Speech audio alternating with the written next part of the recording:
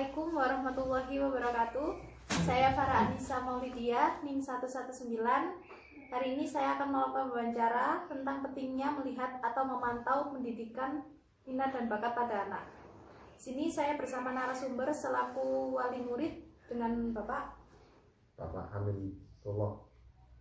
Baik Bapak, di sini saya selaku wawancara akan melakukan beberapa pertanyaan. Orang tua hanya perlu melakukan satu bakat dalam diri anak dan mengembangkannya hingga mencapai kualitas terbaik. Tapi sistem pendidikan sekolah di Indonesia tidak mendukung hal tersebut. Anak-anak masih harus menguasai beragam mata pelajaran dengan materi yang kompleks. Bagaimana mengatasi masalah ini? Untuk mengatasi masalah seperti itu, kita juga harus memikirkan kondisi dan waktu anak.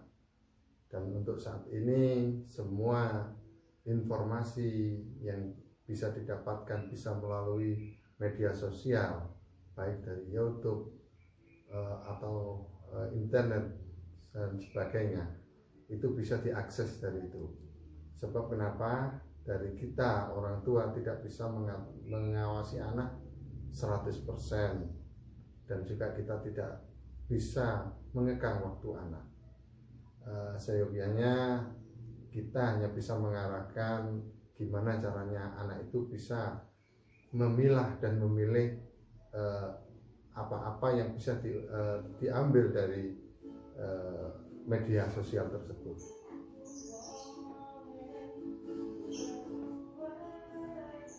Pada usia berapa anak bisa diikutkan kursus keterampilan?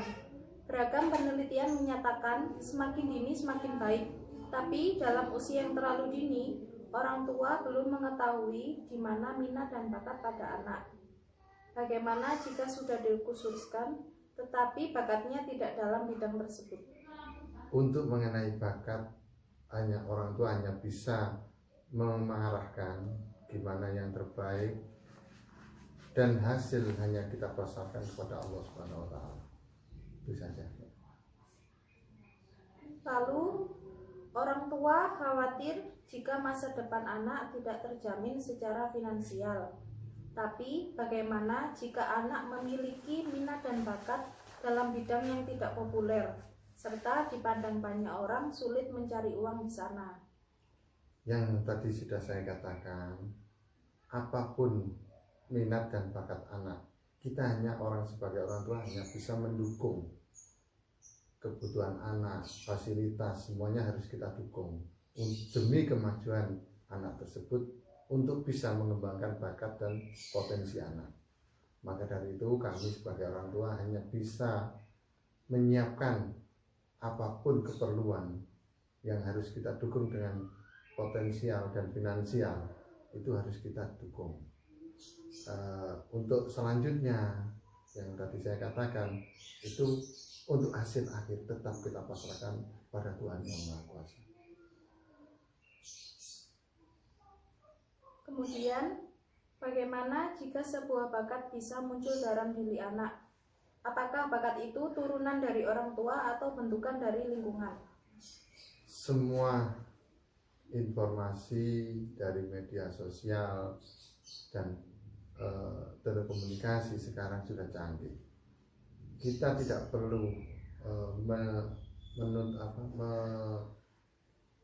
menuju anak itu harus menurun pada kita, walaupun bakat itu cenderung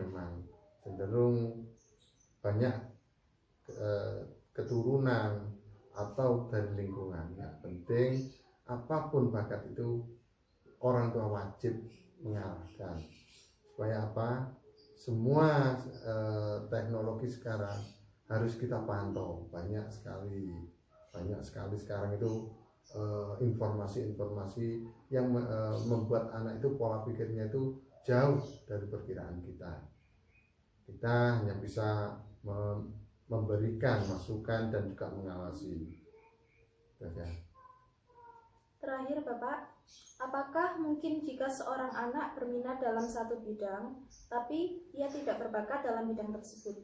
Mungkin saja. Sebab kenapa Mbak?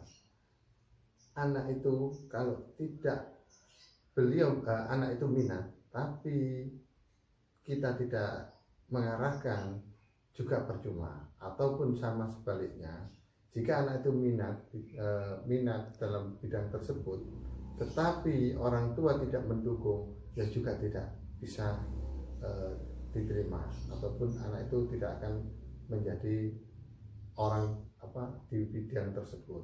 Apakah mungkin jika seorang anak berminat dalam satu bidang, tapi ia tidak berbakat dalam bidang tersebut?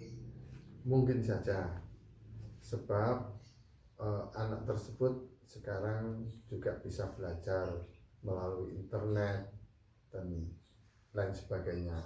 Seperti kita ibaratkan, kalau kita mau belajar nyupir mobil, kalau kita tidak belajar, kita terjun ke dunia itu, kita tidak akan bisa.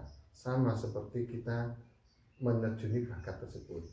Makanya dukungan orang tua sangat-sangat diperlukan, baik itu dukungan moral dan material.